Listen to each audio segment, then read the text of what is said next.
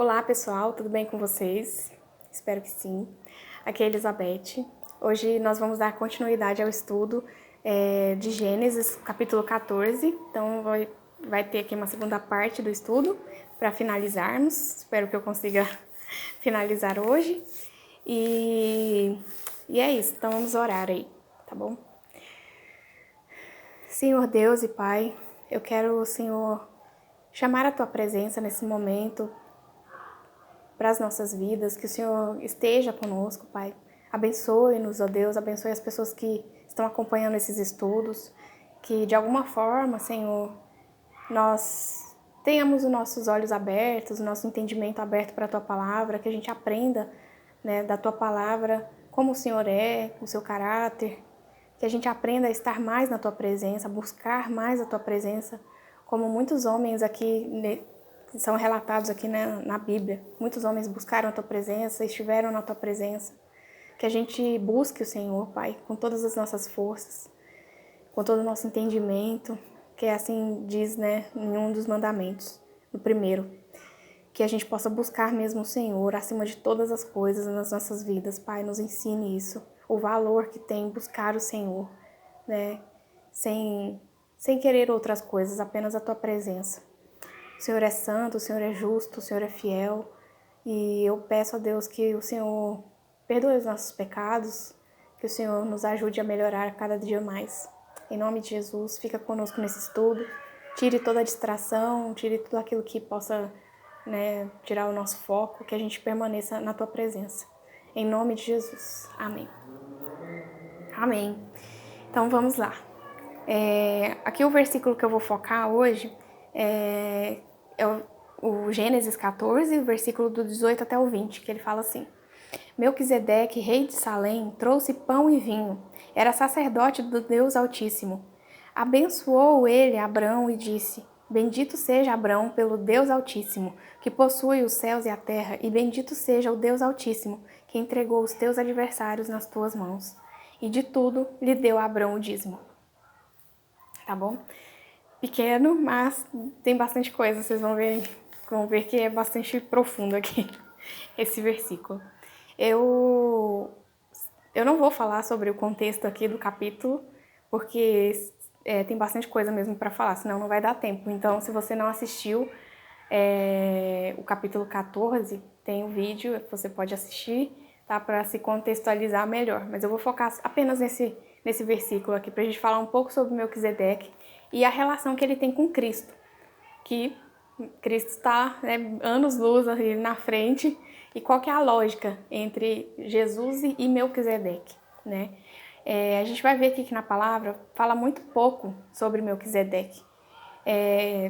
A gente sabe assim, que antigamente a tradição era passar as informações via oral, contando, né? Os pais contavam para os filhos as coisas. Então, provavelmente muita coisa ficou perdida, e talvez até essa parte aqui sobre Melquisedeque. Porque a gente não vê falar sobre Melquisedeque, a gente vê pouquíssimas passagens, assim. Fala nessa parte aqui de Gênesis, fala um pouco, fala em Salmos, um pequeno versículo, e depois no Novo Testamento vai falar sobre essa figura. Então, ele é mencionado 3 vezes. Então, assim, eu acredito, ele não é assim, vamos colocar assim, uma coisa insignificante, tá? Tem algo, assim, precioso aqui por trás desses versículos aqui. Então, vamos ao estudo, né? Aqui, uma das coisas que fala aqui nesse versículo é que Melquisedeque, ele era rei sacerdote. E, então, disso daqui a gente já percebe que ele era uma pessoa diferenciada. Porque, em geral, ou a pessoa era rei ou a pessoa era sacerdote. Não tinha como ela ocupar duas posições tão altas, né, tão distintas, uma mesma pessoa. Então aqui a gente já vê que Melquisedeque já era um homem diferenciado por conta disso, tá? Depois, aqui o significado do nome dele, tá? O nome dele significa rei de justiça, tá? Então pega essa. Além do significado dele ser rei de justiça, o povo, né, o governo dele, o local ali, se chamava Salém. E o que significa Salém? Né? Significa seu reino, significa paz. Então você vê um rei de justiça que governa um local de paz. Então, assim, isso vai trazendo uma força, né, para essa história aqui, para quem é esse homem, tá? E aí uma coisa que me chamou a atenção e que algumas vezes eu falo assim que o Antigo Testamento ele vai dando dicas, né, de Jesus. E aqui eu vi, para mim ficou como uma dica, porque no primeiro, aqui nesse versículo 18, fala assim: Melquisedeque, rei de Salém, trouxe pão e vinho, tá? Então ele trouxe para Abrão pão e vinho. E aqui no estudo o autor fala assim que pão e vinho ele significa uma refeição completa. Então as pessoas faziam uma refeição com aquilo, pão e vinho. E me veio assim a memória quando eu li isso, Jesus, porque ele, antes dele ser crucificado, a última ceia que ele faz, ele coloca como ele mesmo, né, ser o pão e o vinho. E aí eu vou ler assim para ficar mais claro, né? Que é Mateus 26, do 26 ao 29. Vamos ver aqui.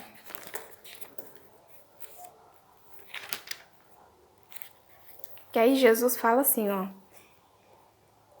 Enquanto comiam, tomou Jesus um pão e, abençoando, o partiu e o deu aos discípulos, dizendo: Tomai, comei, isto é o meu corpo.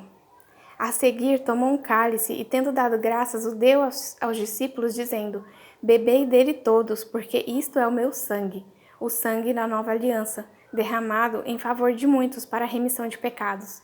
E digo-vos que desta hora em diante não beberei deste fruto da videira até aquele dia em que hei de beber de novo convosco no reino de meu Pai. Então, para mim ficou assim uma dica, sabe? De Jesus aqui, desse pão e vinho. E Jesus usar esses mesmos elementos para falar dele mesmo, assim, né? Como memória. Por isso que na igreja, né, nós comemos e bebemos, né? Comemos o pão e o vinho. Temos essa memória de sabermos que Cristo morreu por nós, porém ele voltará, certo? Então, para mim aqui já ficou uma dica assim, ó, vai vir um Salvador, né? E eu não creio que foi assim de graça que Jesus usou também esses mesmos elementos, sabe? Enfim. E aí a outra questão aqui que acontece no texto fala aqui que Abrão ele dá o dízimo para Melquisedeque. E é interessante ver essa atitude dele, porque muitas vezes a gente pensa que o dízimo só veio a partir de Moisés, quando Deus dá os mandamentos e vai falando para Moisés como eles deveriam caminhar, dá um monte de direcionamentos assim para Moisés para que aquela sociedade ali, né, adorasse ele, tivesse a questão dos dízimos e tal. E a gente vê aqui que já havia essa prática aqui com Abraão, porque isso foi uma coisa natural. Ele naturalmente deu, tipo, Melquisedeque não pediu o dízimo para Abraão. Abraão deu de boa vontade o dízimo e assim, ele deu sabendo que Melquisedeque era uma pessoa especial, né? Então, parece que já havia essa prática antes, né? O que para mim ficou assim que se perdeu isso, porque depois o povo ele se tornou escravo no Egito e no Egito havia uma idolatria muito grande a outros deuses. Eles tinham práticas religiosas totalmente diferentes, né, deles aqui. Então eu creio que Deus resgatou isso, assim, né, do dízimo, para que as pessoas voltassem a dar o dízimo e tal. Né? Então é interessante ver que aqui já havia essa prática do dízimo, né? Aí tem aqui falando sobre essa prática que Deus pede para eles, né? Em Deuteronômio, no capítulo 14, versículo 22. Que eu vou ler aqui.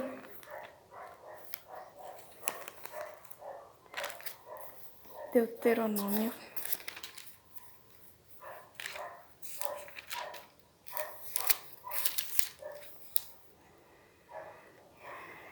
Do Deuteronômio 14, 22. Fala assim: certamente darás os dízimos de todo o fruto das tuas sementes, que ano após ano se recolher do campo, tá?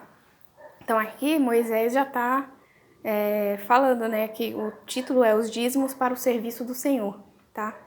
E outro local que fala também é em Números 18, do 21 ao 25, que fala assim, aos filhos de Levi dei todos os dízimos em Israel por herança, pelo serviço que prestam, serviço da tenda da congregação. E nunca mais os filhos de Israel se chegarão à tenda da congregação, para que não levem sobre si o pecado e morram. Mas os levitas farão o serviço da tenda da congregação e responderão por suas faltas. Estatuto perpétuo é este para todas as vossas gerações. E não terão eles nenhuma herança no meio dos filhos de Israel. Porque os dízimos dos filhos de Israel que apresentam ao Senhor em oferta, dei-os por herança aos levitas, porquanto eu lhes disse, no meio dos filhos de Israel nenhuma herança tereis. Então, assim, essa parte é mais complicadinha, mas eu vou tentar fazer um resumo. Que aqui são as 12 tribos, né? Então, assim, os levitas aqui que Jesus, por exemplo, ele veio da tribo de Judá. Tá? Aqui, nesse caso, os levitas, eles foram direcionados para cuidar do serviço do Senhor, que seria do sacerdócio mesmo. Então, dessa tribo saíam essas pessoas que cuidavam do altar, do templo, né? E essas pessoas, elas trabalhavam para o templo, para o Senhor especificamente, vamos dizer assim. Então, assim, elas precisavam ter também os mantimentos, ter aquilo que sustentaria aquelas pessoas, né?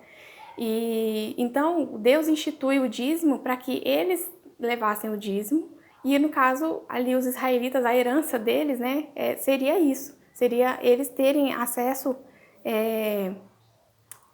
aos dízimos, né, porque aqui fala assim, ó, no versículo 24, porque os dízimos dos filhos de Israel, que apresentam ao Senhor em oferta, dei-os por herança aos levitas, porquanto eu lhes disse, no meio dos filhos de Israel nenhuma herança tereis. Então, assim, como eles não teriam aquele trabalho como os outros teriam, né, teriam como acumular dinheiro e tudo, o dinheiro, assim, no sentido de eles produziam o próprio alimento, né, enfim, eles tinham os recursos. Então, eles davam esses recursos para sustentar o templo. Tá? Sustentar essas pessoas que estariam ali em favor do templo e também em favor da vida desses outros, porque eles iam lá, eles ofereciam sacrifícios, eles que tinham sacerdotes ali que oravam pelo povo, faziam os sacrifícios, tinham sacrifícios anuais pelo perdão, né, dos pecados, enfim, várias questões aqui. Mas só para dar um panorama assim geral de como funcionava essa questão do dízimo aqui no Antigo Testamento, tá? Então aqui é instituído para isso. Espero que tenha dado para entender. E aí, depois aqui, uma outra coisa que eu já vou entrar falando mais da parte de Cristo, que normalmente nós vemos a figura de Cristo como Salvador.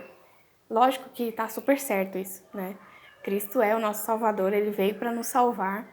Porém, Cristo tem outras características também que são muito importantes, né?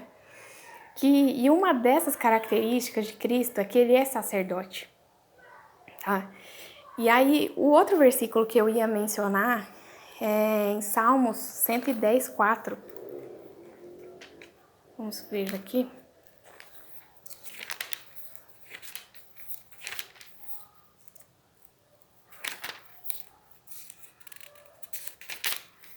Salmos 110, 4. Fala assim: o Senhor jurou e não se arrependerá. Tu és sacerdote para sempre, segundo a ordem de Melquisedeque. Tá bom? Esse salmo, o título dele aqui é o reino e o sacerdócio do Messias. Tá? Então tá colocando aqui o nosso Salvador como sacerdote, tá? Então aqui nesse versículo ele tá falando que tu és sacerdote para sempre. Então Jesus, ele é sacerdote, ele está num lugar santo e ele é sacerdote nesse lugar para sempre, segundo a ordem de Melquisedeque. Aí aqui agora começa a gente tentar desenrolar um pouco essa história, né? Porque o que acontece? Jesus, como eu disse anteriormente, Jesus, a linhagem dele, né? Que quando fala da genealogia dele, em João principalmente, né? Fala da genealogia dele, fala que ele veio, né? Vai fazendo a linhagem, ele vem da tribo de Judá. Então, Jesus, ele não vem da tribo que é a tribo dos levitas, onde vem os sacerdotes. Ele vem da tribo de Judá. Só que aqui em Salmos, a gente viu que está falando que ele é sacerdote, que ele tem essa função de sacerdote. Porém, né, ele faz uma linha com Melquisedeque. Por quê? Aí é o tchan da questão. Porque Jesus também era diferenciado, assim como Melquisedeque. Jesus, ele é nosso Salvador, ele é sacerdote e ele é rei. Por isso que ele é da linha de Melquisedeque. Melquisedeque, ele é rei e sacerdote. Certo? Espero que esteja encaixando aí as informações. Então, Jesus... Então, vou focar um pouco nessa imagem de sacerdote inicialmente, tá? Então, aqui... Deixa eu ver aqui. Tem no livro de Hebreus... Isso, no livro de Hebreus, no capítulo 7, eu vou ler agora uma parte bem grande, mas eu acredito que é importante. Deixa eu só ver se não tá faltando alguma coisa aqui. Não, acho que é isso mesmo. Então é Hebreus 7.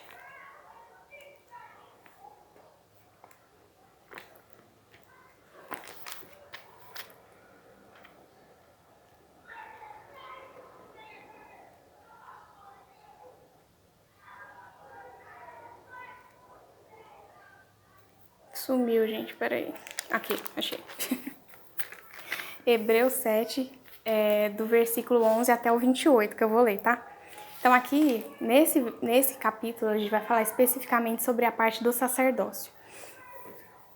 E fala assim: se, portanto, a perfeição houvera sido mediante o sacerdócio levítico, tá? Então, lembrando que Jesus, ele não veio da linhagem de Levi, ele veio da linhagem de Judá. Então, aqui o texto ele vai fazer esse paralelo, tá? Então, se a perfeição houvera sido mediante o sacerdócio levítico, pois nele, baseado, o povo recebeu a lei, que necessidade haveria ainda de que levantasse outro sacerdote segundo a ordem de Melquisedeque e não fosse contado segundo a ordem de Arão, tá? Então, porque Arão aqui, né, Levi, Arão tá aqui dentro desse grupo de Levi, tá bom? Então, ele tá falando assim, por que tem, então, que vir outro sacerdote? Então, significa que não foi suficiente os sacrifícios que foram feitos antes, porque antes, não sei se vocês sabem, mas antes tinham sacrifícios dos animais, né? Tinham vários tipos de sacrifícios, tinham ofertas de agradecimento e tinham sacrifícios também pelo pecado do povo. Então ele está falando assim que não foi suficiente esse tipo de sacrifício, que precisava ter outro sacerdote, tá? É isso que o texto está querendo dizer. Que no caso desse outro sacerdote viria pela ordem de Melquisedeque, não de Levi. Pois, quando se muda o sacerdócio, necessariamente há também a mudança de lei, tá? Que aqui é uma questão. A lei, ela condenava, na verdade, né? Então, assim, as pessoas não praticavam a lei, elas não tinham salvação, elas eram condenadas. E Cristo veio para salvar, tá? Porque aquele de quem são ditas estas coisas pertence a outra tribo, da qual ninguém prestou serviço ao altar. Então, ele está querendo dizer aqui que a tribo de Judá não prestava serviço ao altar, tá? Só a tribo de Levi. Pois é evidente que o nosso Senhor procedeu de Judá, tribo a qual Moisés nunca atribuiu sacerdotes. E isto é ainda muito mais evidente quando, à semelhança de Melquisedeque, se levanta outro sacerdote, constituído não conforme a lei de mandamento carnal, mas segundo o poder da vida indissolúvel, tá? Que aqui a vida indissolúvel é o que? A vida eterna. Que Cristo ele morreu para que nós fôssemos salvos e tivéssemos acesso ao trono de Deus e tivéssemos a vida eterna, certo? Porquanto se testifica, tu és sacerdote para sempre, segundo a ordem de Melquisedeque. Portanto, por um lado, se revoga a anterior ordenança por causa de sua fraqueza e inutilidade, pois a lei nunca aperfeiçoou coisa alguma. E por outro lado, se introduz a esperança superior pela qual nos chegamos a Deus, tá? Então, se por um lado a lei ela nos condenava, por outro lado Cristo ele nos traz vida, ele nos traz esperança. E visto que não é sem prestar juramento, porque aqueles sem juramento são feitos sacerdotes, mas este com juramento por aquele que lhe disse: O Senhor jurou e não se arrependerás, tu és sacerdote para sempre. Por isso mesmo, Jesus se tem tornado fiador de superior aliança. Ora, aqueles são feitos sacerdotes em maior número, porque são impedidos pela morte de continuar.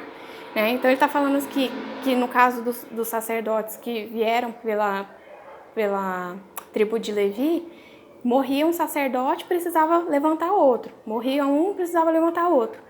Então haviam vários sacerdotes, houve vários sacerdotes. Porém, quando Cristo se levantou como sacerdote, foi necessário apenas ele, porque ele foi o sacrifício perfeito, tá? Este, no entanto, porque continua para sempre, tem o seu sacerdócio imutável. Então, Cristo tem o seu sacerdócio imutável.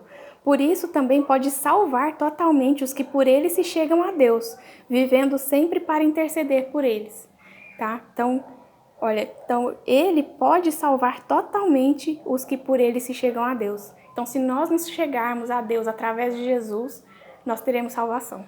Tá?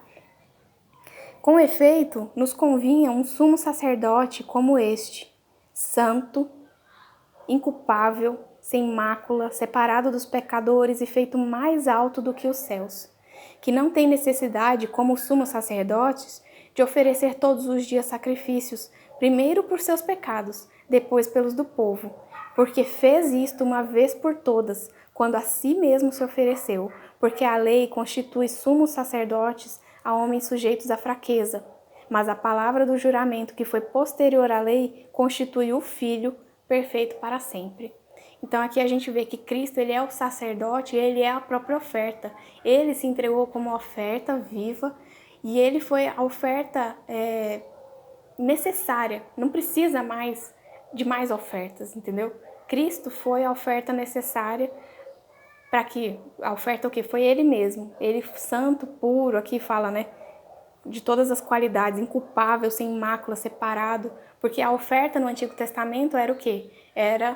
Tinha todo ali um critério, né? Tinha que ser um animalzinho perfeito e tal. E aqui a gente vê que Cristo foi perfeito. Então ele é sacerdote e ele foi a oferta perfeita, o Cordeiro perfeito de Deus, tá bom? Para nos limpar do nosso pecado e termos hoje acesso ao Santo dos Santos, tá? Desculpa eu ler e falar junto, porque se eu lesse tudo, eu não ia lembrar de metade das coisas que eu falei aqui. Tá, deixa eu ver aqui quanto tempo já estamos. Ai, Jesus, vamos lá. Então aqui tá focando em Cristo especificamente como sacerdote, tá bom? Aí depois, eu vou ler só mais... tá acabando. Eu vou ler aqui Isaías, capítulo 9, versículo do 6 ao 7. Isaías, capítulo 9.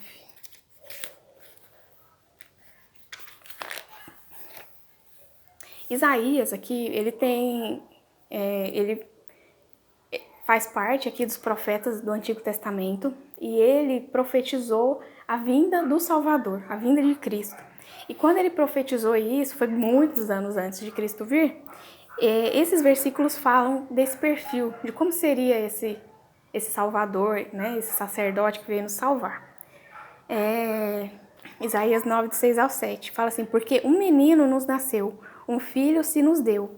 O governo está sobre os seus ombros, tá? O governo. Então ele é rei, tá? Porque ele tem um governo. E o seu nome será maravilhoso, maravilhoso conselheiro, Deus forte, Pai da eternidade, príncipe da paz, para que se aumente o seu governo e venha paz sem fim sobre o trono de Davi e sobre o seu reino, para o estabelecer e o firmar mediante o juízo e a justiça, desde agora e para sempre. O zelo do Senhor dos Exércitos fará isso, tá bom? Então aqui antes de Cristo vir, ele foi profetizado, aqui Isaías profetizou sobre quem é esse rei, tá? Então esse é o rei que nos salva. Vamos lá, 1 Pedro, capítulo 2, versículo 9.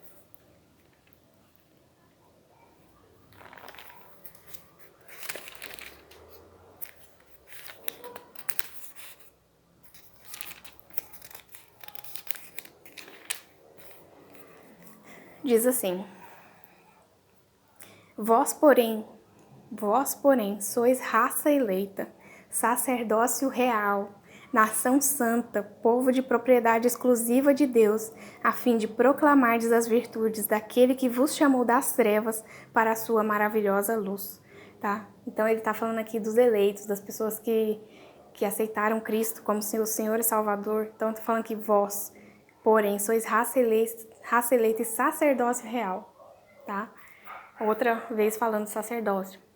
E aqui por fim, para finalizar aqui essa relação de Melquisedeque, que é rei e sacerdote com Cristo, que a gente viu aqui a parte do sacerdócio de Cristo, e agora a gente vai ver o rei, né? Quem é esse rei?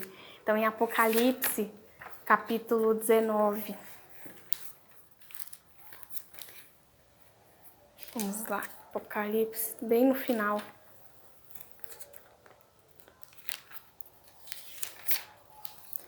Apocalipse 19, versículo 11 até o 16.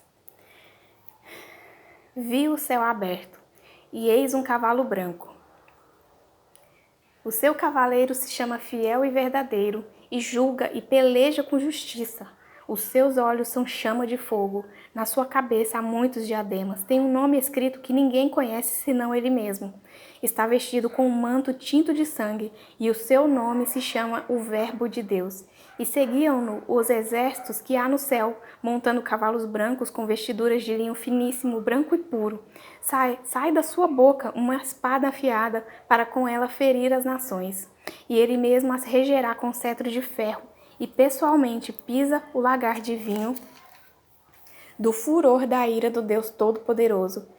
Tem no seu manto e na sua coxa um nome inscrito: Rei dos Reis e Senhor dos Senhores. Amém? Esse é Cristo, o nosso Salvador, o nosso Rei e o nosso sacerdote. Eu espero que tenha conseguido passar a informação da melhor forma, gente, que é bastante coisa. Mas é isso. Espero que vocês tenham gostado, tá bom? Até a próxima. Tchau, tchau.